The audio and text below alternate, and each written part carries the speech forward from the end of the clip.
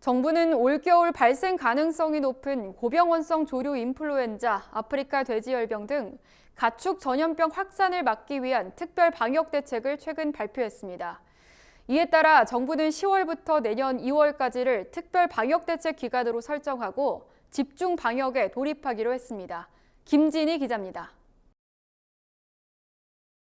농림축산식품부는 겨울철 발생 가능성이 높은 조류 인플루엔자, 구제역 아프리카 돼지열병 등 가축 전염병 확산을 막기 위해 내년 2월까지 특별 방역 대책을 실시할 방침입니다. 농식품부는 최근 개최된 국정현안 관계 장관 회의에서 겨울철 가축 전염병 특별 방역 대책 추진 계획을 상정했습니다. 우선 전 세계적으로 고병원성 AI 발생이 증가하는 점에 대응해 철새에서 농장으로의 바이러스 확산 방지, 농장 내 유입 차단, 농장 간 수평 전파 방지 등 3중 차단 방역을 추진합니다. 방역당국은 철새 등 야생조류 예찰 지역을 확대하고 취약 축종과 위험 지역을 집중 관리할 방침입니다. 또 올해는 질병관리등급제 등급 기준을 세분화해 높은 방역 등급을 받은 우수농가는 보상금 가산, 예방적 살처분 제외 등 혜택을 강화하기로 했습니다. 아울러 10월 1일부터 산란계 농장에 알 운반 차량 수시 진입을 금지하고 시도 간 가금류 분뇨 차량 이동을 제한합니다. 농가 살처분 보상금의 경우 예방적 살처분 농가와 발생 농가의 보상금 지급 기준을 차별화하는 등 12월까지 보상금 개편 방안을 마련할 계획입니다.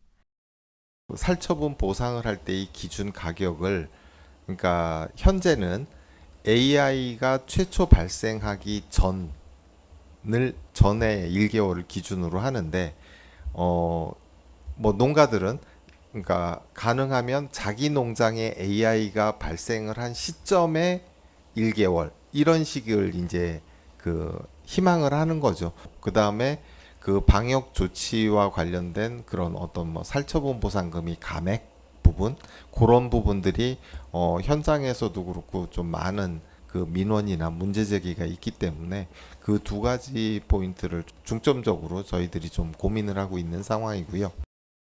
살처분 명령을 거부하는 농장에 대해선 기존 행정 대집행 외에도 농장 허가 취소와 이행강제금 부과 등 실행력을 강화할 방침입니다. 구제역의 경우 효과가 검증된 백신이 있는 만큼 일제 접종과 보강 접종, 교육 홍보 등 5단계 농장 백신 접종 체계를 구축해 운영할 예정입니다. ASF의 경우 전국을 관리 대상으로 지정 관리하고 야생 멧돼지 포획 작업과 농장 차단 방역을 강화하기로 했습니다. 특히 야생 멧돼지 남하 방지를 위해 영동, 옥천, 무주, 김천 등 4개 지역에서 집중 포획을 추진할 계획입니다.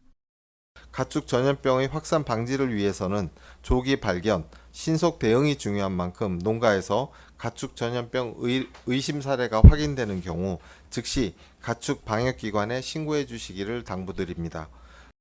이 밖에도 정부는 아직 국내에 발병 사례는 없지만 향후 유입될 가능성이 있는 럼피스킨병과 아프리카 마역에 대한 신속 대응 체계를 사전에 구축하기로 했습니다. MBS 김진입니다.